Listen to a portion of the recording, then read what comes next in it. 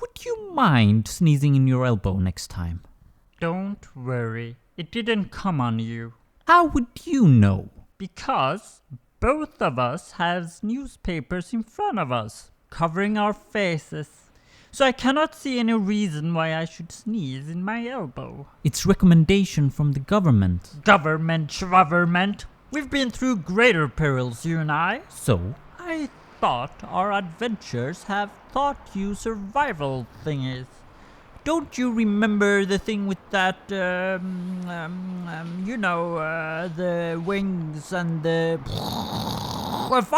fire, you know, the thing, that thing. You mean the dragon? Exactly.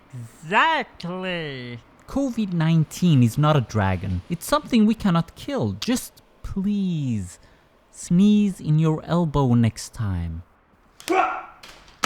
If there wasn't any newspaper in front of us, I would have considered it. Besides, a wizard sneeze is not infectious.